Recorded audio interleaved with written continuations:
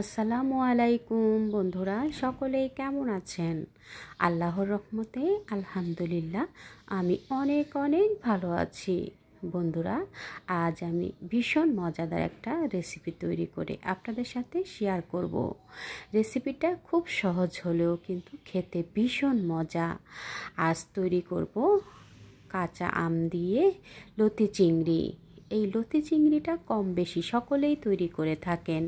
আমি যেভাবে কাঁচা আম দিয়ে লতি চিংড়িটা খুব সহজ পদ্ধতিতে তৈরি করি, সেই রেসিপিটাই আজ আপনাদের সাথে শেয়ার করব। আশা করছি পুরো রেসিপিটার সঙ্গেই থাকবেন এবং আমাকে সুন্দর সুন্দর কমেন্টস করে সাপোর্ট করবেন। বন্ধুরা, কাঁচা আম দিয়ে এই লতি চিংড়িটা তৈরি করার জন্য এখানে আমি একটা প্যান বসিয়ে দিলাম। এখন আমি চিংড়ি মাছগুলোকে একটু ভেজে নেব। তো আমি আগের থেকে খুব ভালো করে ধুয়ে পরিষ্কার করে চিংড়ি মাছটা ধুয়ে রেখেছি। এখন আমি তেলে চিংড়ি মাছটাকে একটু ভেজে নেব।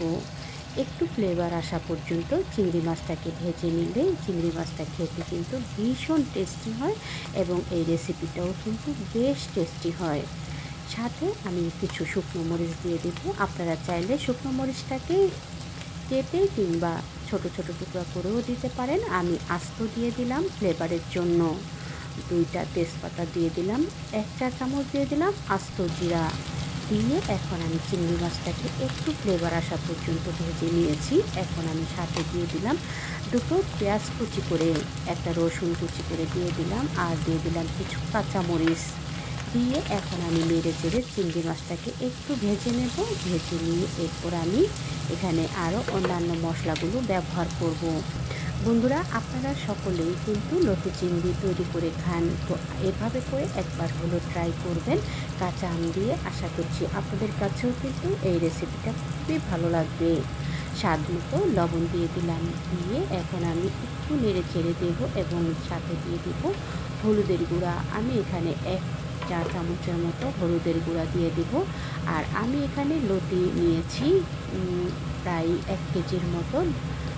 লতি দিয়ে আজকের এই চিংড়ি মাছ দিয়ে লতিটা রান্না করে নেব। বন্ধুরা, আপনারা চাইলে আপনাদের প্রয়োজন অনুযায়ী কিন্তু বাড়িয়ে কমিয়ে নিয়ে রেসিপিটা তৈরি করে নিতে পারেন একই পদ্ধতিতে।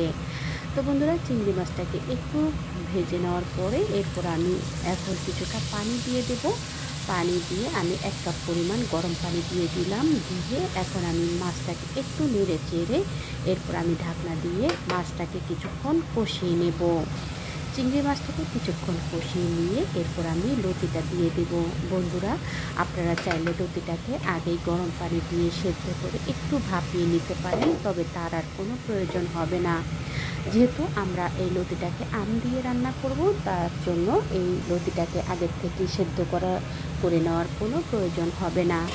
ঢাকনা দিয়ে চিংড়ি মাছটাকে কিছুক্ষণ কষিয়ে নিয়ে তেলটা যখন উপরে উঠে গেছে, এই সময়ে এসে আমি একটু নেড়ে দিয়ে এরপর আমি লতিগুলো দিয়ে দেব। বন্ধুরা, আমি লতিগুলোকে আগের থেকে খুব ভালো করে পরিষ্কার করে ধুয়ে পানিটা ঝরিয়ে নিয়েছি। এখানে আমি 1 কেজি লতি নিয়েছি। আপনারা আপনাদের প্রয়োজন অনুযায়ী বাড়িয়ে কমিয়ে নিতে পারবেন। আর আমি এখানে 250 গ্রামের মতো চিংড়ি মাছ নিয়েছি। তো বন্ধুরা, এখন আমি লতিটাকে খুব ভালো করে চিংড়ি মাছ দিয়ে একটু নেড়ে চেড়ে এরপর আমি কিছুক্ষণ কষিয়ে নেব। বন্ধুরা, এই পর্যায়ে এসে কিন্তু চুলা আঁচটা মিডিয়ামে করে দিয়ে লতিটাকে একটু কষিয়ে নেব। একটু নেড়ে চেড়ে লতিটাকে কষিয়ে নিয়ে এরপর আমি গরম পানি দিয়ে দেব।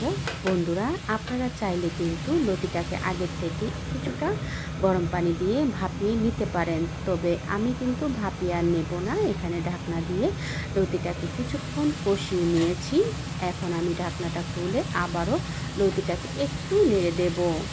বন্ধুরা, আপনারা কম বেশি সকলেই কিন্তু লতি রান্না করে খান চিংড়ি মাছ দিয়ে, তবে এভাবে চিংড়ি মাছ দিয়ে লতি এবং কাঁচা আম দিয়ে রান্না করে যদি কখনো না খেয়ে থাকেন, অবশ্যই একবার হলো ট্রাই করবেন। আশা করছি আপনাদের কাছেও কিন্তু ভালো লাগবে।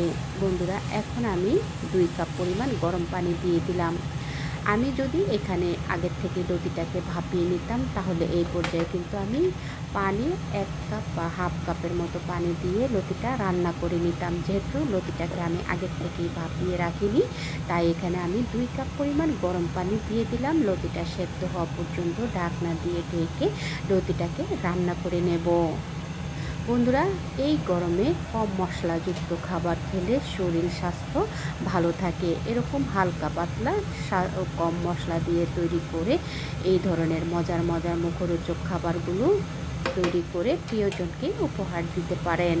বন্ধুরা, আমি এখন কিছুক্ষণ পরে লতিটা যখন হাফ সেদ্ধ হয়ে গেছে, ঠিক সে সময় আমি কাঁচা আম দিয়ে দিলাম। এখানে আমি 2টা কাঁচা আম এভাবে লম্বা লম্বা স্লাইস করে কেটে নিয়ে আমটাকে ভালোভাবে ধুয়ে নিয়েছি। ধুয়ে এখন আমি সাথে দিয়ে দিলাম, দিয়ে একটু ভালো করে নেড়ে চেড়ে ঢাকনা দিয়ে আবারও একেবারে ফুল সেদ্ধ হওয়া পর্যন্ত রান্না করে নেব। বন্ধুরা, এই ফাঁকে কিন্তু আমটাও সুন্দরভাবে সেদ্ধ হয়ে গেছে, লতিটাও কিন্তু সুন্দরভাবে সেদ্ধ হয়ে গেছে। এখন আমি চুলার আঁচ বাড়িয়ে দিয়ে চুলার আঁচ হাইতে করে দিয়ে পানিটা শুকিয়ে যাওয়া পর্যন্ত লতিটাকে রান্না করে নেব।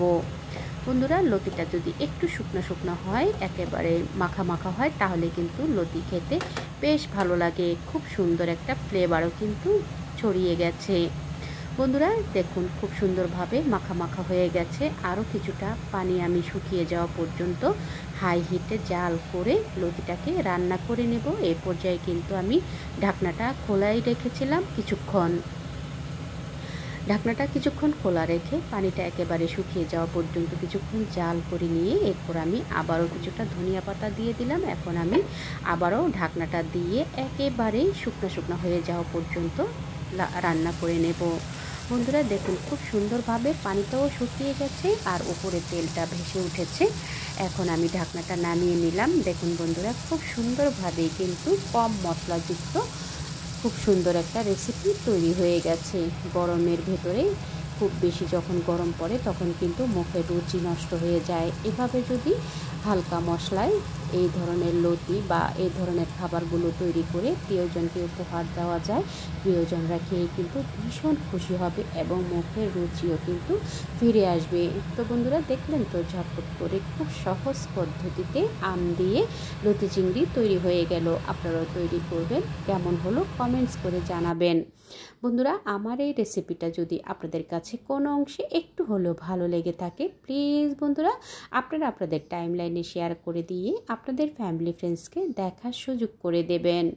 তো বন্ধুরা, আমার রেসিপিটা আপনাদের কাছে কেমন লাগলো কমেন্টস করে জানাবেন। আপনাদের লাইকস এবং কমেন্টস আমার নতুন নতুন রেসিপি তৈরি করতে অনেক উৎসাহ দেয়। বন্ধুরা, আমার চ্যানেলে যদি আজ নতুন ভিজিট করে থাকেন, প্লিজ বন্ধুরা পুরো রেসিপিটা দেখে আমাকে সাপোর্ট করবেন এবং সুন্দর সুন্দর কমেন্টস করবেন, লাইক দিয়ে পুরো রেসিপিটা দেখে নেবেন। দেখা হবে পরবর্তী কোনো রেসিপির সঙ্গে। সেই পর্যন্ত সকলে ভালো থাকবেন, সুস্থ থাকবেন, নিরাপদে থাকবেন। আমার ও আমার পরিবারের জন্য দোয়া করবেন। গরমের ভিতরে এই রকম হালকা হালকা মশলার খাবার খাবেন, শরীর সুস্থ রাখবেন এবং সবাইকে সুস্থ রাখবেন। তো দেখা হবে পরবর্তী রেসিপিতে। আল্লাহ হাফিজ।